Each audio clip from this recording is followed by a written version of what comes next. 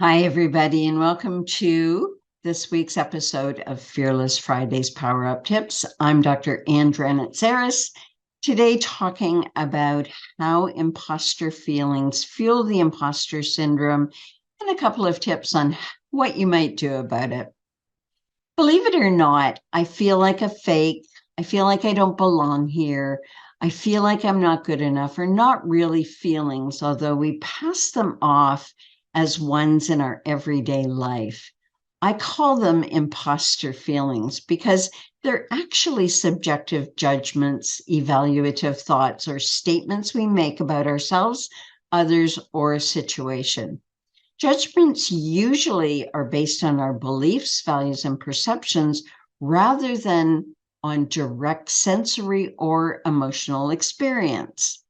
Emotions, on the other hand, are feelings that arise in response to a situation, event, or thought, and they're typically experienced as bodily sensations. So one happens in the mind, forming a judgment in our brain based on a subjective criteria that's already in place.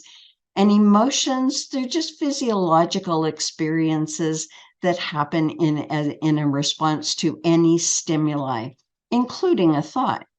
Examples of emotions include happiness, sadness, anger, fear, disgust. Those are really typical primary emotions. And notice that they don't have a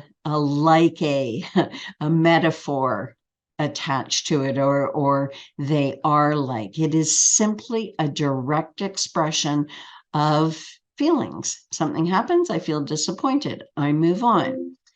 Emotions are automatic, they're unconscious, while judgments require this evaluative process and interpretation.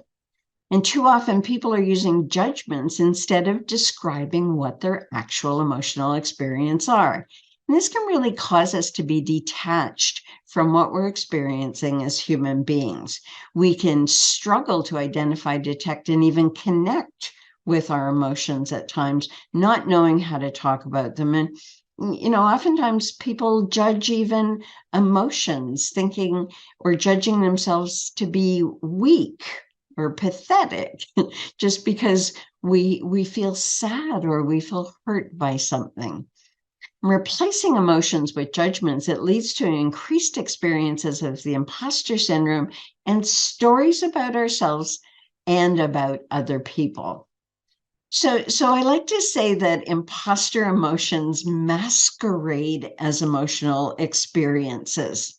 And our lives are filled with them. They're just lurking in the shadows and disguising themselves as genuine feelings. We even take them for cash ourselves. And these emotions these imposter feelings, they seduce us into believing that they're really feelings, and we respond to them accordingly, unknowingly inviting confusion and frustration into our lives and relationships.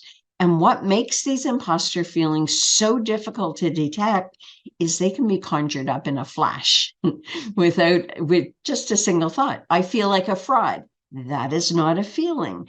That is a comparison to being a fraud. That's a thought or an evaluation based on what you think a fraud is like. To create one of these imposter feelings, all it takes is sentence starting with I feel, followed by a judgment. I feel put off by her. I feel disrespected by him being late. The list goes on, but these aren't real emotions. They are judgments, evaluation, and beliefs. By framing these judgments with the phrase I feel, we deceive ourselves into thinking that we're actually experiencing a genuine emotion, when in reality, we're only expressing a judgment.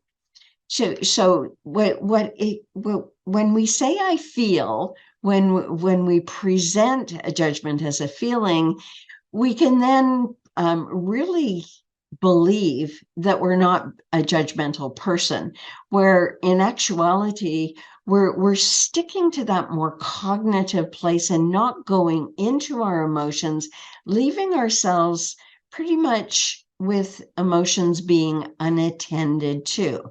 And this, of course, stops us from using the power of our emotions to help us drive our behavior and to help us do things about situations that are disappointing. If you're sad, what do? Well, you probably cry.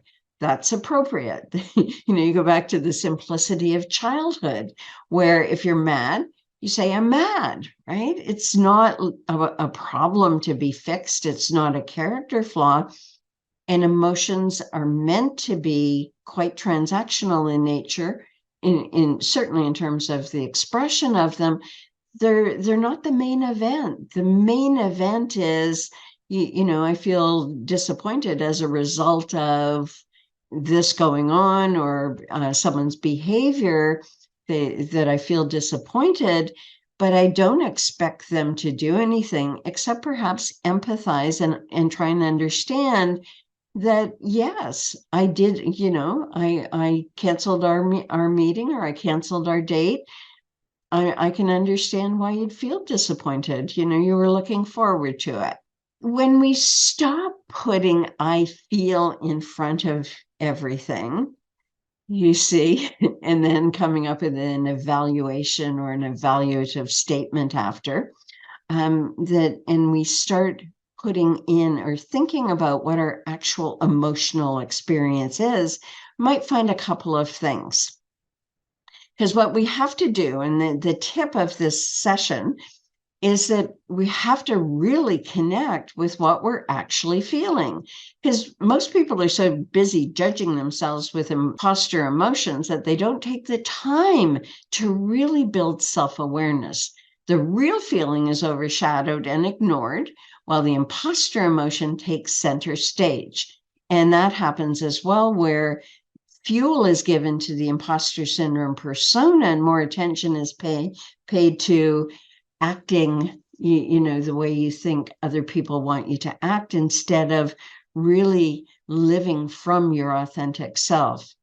And so we need to really get clear on what are we feeling, because we usually know what's causing the feeling, and releasing ourselves from the judgments. Because when we were only involved in these imposter emotions, we create all kinds of stories about other people's intention and how no one loves us and people are mean to us and they don't run us, or whatever your imposter story is. It can lead us to feeling disempowered, and we get tricked into believing that the imposter emotion is real. They're just abstract ideas and evaluations about ourselves. I feel instead of I judge. And while they may seem convincing, we should not be fooled.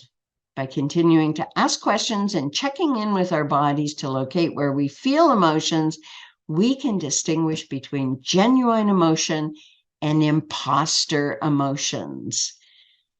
Similarly, as another example, saying I feel ignored is not a genuine feeling, but rather a thought or belief about our disappointment in the behavior of others.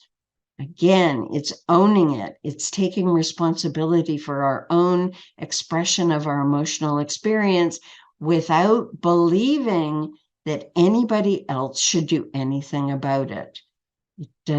Having feelings does not mean that anything is broken. So, relying on these imposter feelings can lead to a lack of self-awareness, an inability to identify and address genuine emotions, an inability to communicate clearly what you feel to the people that you care most about in your life. And it really does perpetuate feelings of the imposter syndrome, preventing personal growth and authentic connection with others. So start by becoming more aware of when you're using imposter emotions instead of genuine emotions. This can involve taking the time to reflect on what you're feeling and why. And when you notice an imposter emotion, try to reframe it into a genuine emotion by identifying and expressing your underlying feeling. So that's all for today's Fearless Friday Power Up Tip. I'm Dr. Dranitsaris.